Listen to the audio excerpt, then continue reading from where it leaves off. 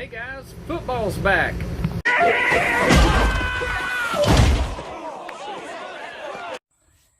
If you're like me and a sports fan or an athlete or someone who just really likes following sports in general, it has been a rough past few months. I'm so happy that the NFL was able to get started back. College football has started back. We have the NBA, which it was touch and go whether they would be able to complete their season. Of course, they have the bubble in South Florida now. MLB has had to cancel games and had their schedules kind of herky-jerky. The NHL has had some of the same type issues. After all that, though, I'm so happy that college football and the NFL is back and wanted to be able to go over reasons why.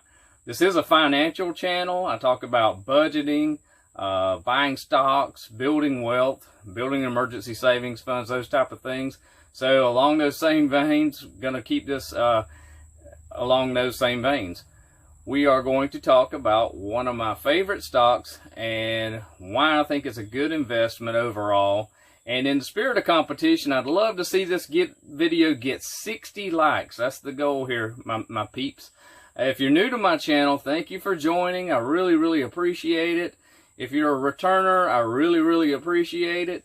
If you will, all take a second and let's turn that gray thumbs up button blue. That would be amazing. We're going to try our best to get 60 likes on this video. In the spirit of competition, I got looking through some of my recent videos, the averages. I'm right around 51, 52, 49. Would love to see this one go 60. If it doesn't, no big. Just like to see it. I'm a competitive guy. Would love to see that. And if everyone who is new to my channel, if you would take just a second to hit that red subscribe button, would mean the world to me. And we're going to go ahead and get started, guys, with some football. Love me some football. In today's video, I'm going to be going over why I think DraftKings is an excellent choice as a growth play. As always, please do your own due diligence. I am not a financial advisor, not a financial expert, and people need to make their own best decisions. I'm just a random guy on YouTube. According to an article in CNBC, FanDuel, which is not publicly traded but is direct competitor to DraftKings, FanDuel is expecting one of the biggest betting weekends of the year. According to a company spokesman, Thursday night gambling increased 300% year over year, the company said, which is huge. It's legal operational in New Jersey. DraftKings, which has shared dominance of New Jersey's betting market with FanDuel, saw record engagement across our DraftKings sportsbook and daily fantasy products on Thursday. I think this is huge, and they're actually echoing what I've been thinking. There's a lot of pent-up demand among fans. It should create a perfect storm for this weekend. I believe that it is going to be and has been a very big weekend for sports betting, and I think that trend will continue. I think a lot of people have missed football, and you can include me in that mix. It's back. So happy about that. We've had NBA, we've had MLB, but there are a huge number of people that have been waiting for this football season to begin because it's been questionable whether it would start. And I look for this trend to continue as we get further into this season. The betting on DraftKings, one thing I will say, the numbers, the debt-to-income ratio, the EPS, those type of numbers are important. But we always want to look outside of that and look at what's going on in the real world. And in real world, sports are huge.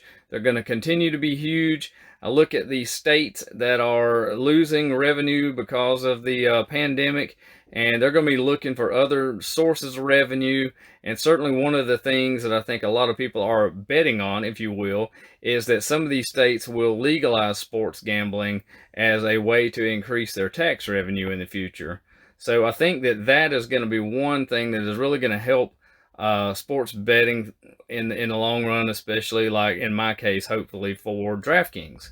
So we're going to get on into actually some of the real numbers and some of the real data. DraftKings checks all the boxes for me personally, in my opinion. Once again, do your own due diligence. On April 27th, I bought into DraftKings for around $20. I've averaged in since then, and I have an average cost basis of $31.73. I am up currently 30% in DraftKings, which is amazing. As I told you before, I am a huge investor. I have 8 shares in DraftKings. A little joke. I will be continuing to buy little dips as I see pullbacks and dips.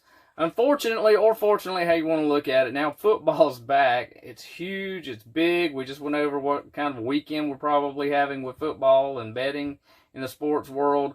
So I don't really look for there to be very much pullback. I could be wrong. And I will be continuing to average into DraftKings.